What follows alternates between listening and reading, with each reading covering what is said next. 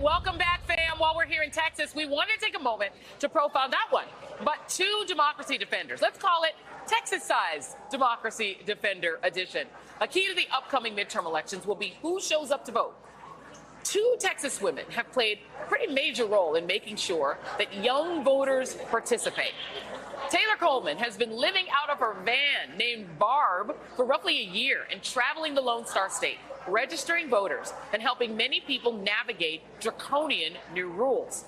And then there is Olivia Juliana, the 19-year-old director of politics at Gen Z for Change, who's been crisscrossing the state, engaging with the younger generation, making sure they turn out for candidates up and down the ballot. And do not play with her on Twitter. You are going to get your feelings hurt. Taylor Coleman and Olivia Juliana join me now. Thank you both for being here. Olivia, you are at a disadvantage, my sister. I'm so sorry that you're not here, but I know you're out there working. I want to start with you. Here's some numbers I'm going to throw out for you, Olivia. In 2020, 41% of young voters turned out. It was 54% nationally. In 2018, it was just 36%. So voter turnout among younger voters is increasing. Do you think that it's enough in this state to change this state?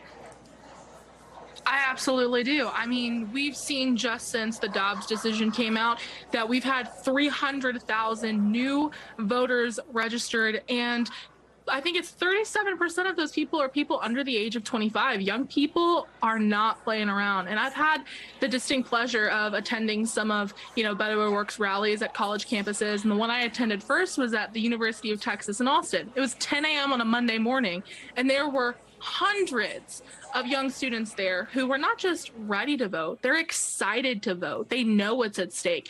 And I think that, the Texas GOP is going to learn that lesson very quickly this November, because young people are going to turn out. And, it is my opinion, but I think in a couple of weeks, we're going to see that that's a fact.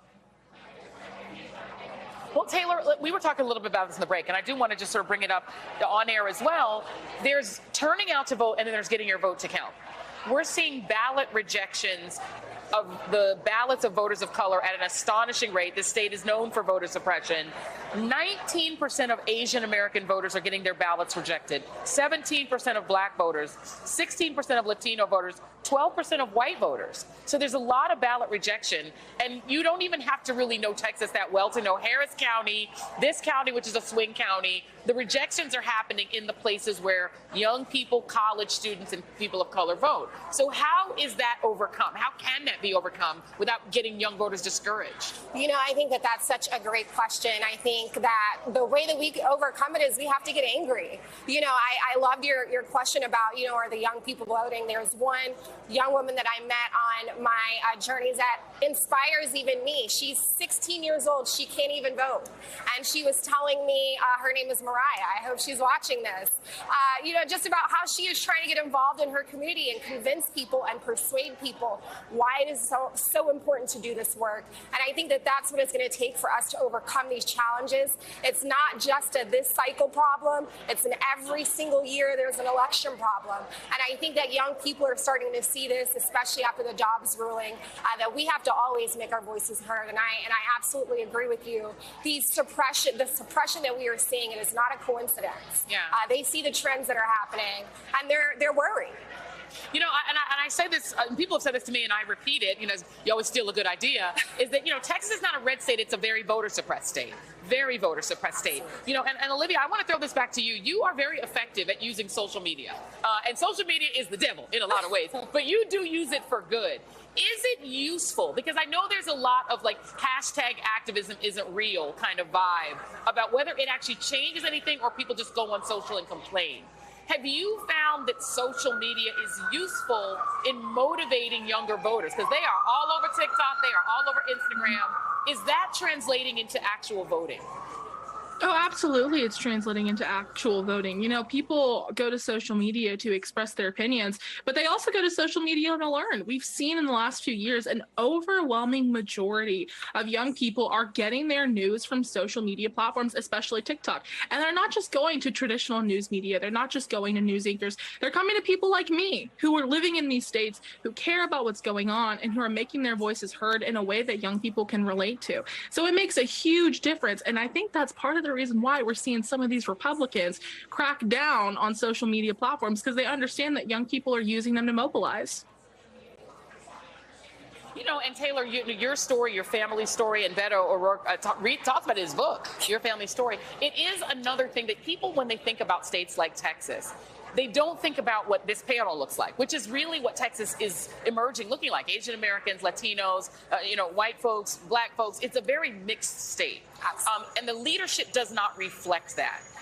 Can you foresee, as you're driving around in your van, talking to people and talking to young people and inspiring people, do you see a time when this state will look more in the leadership like it does out here in this beautiful crowd? Absolutely, I do. I think the question I get the most is, as I'm out on the road, going from town to town, a lot of small towns, Republican towns, how am I treated? How am I welcome? And honestly, like family. I think that the division that we see at the statewide level, it is caused by those in power, not by our neighbors. And I think that the more that we get out there and we talk to people and we meet people and, we become familiar with each other and know that we are all on the same side, I think that we absolutely start to overcome these sorts of divisiveness that we're seeing at the Well, Taylor, I have to show you something while I have you here. Taylor tweeted at me the last time that you were on our show.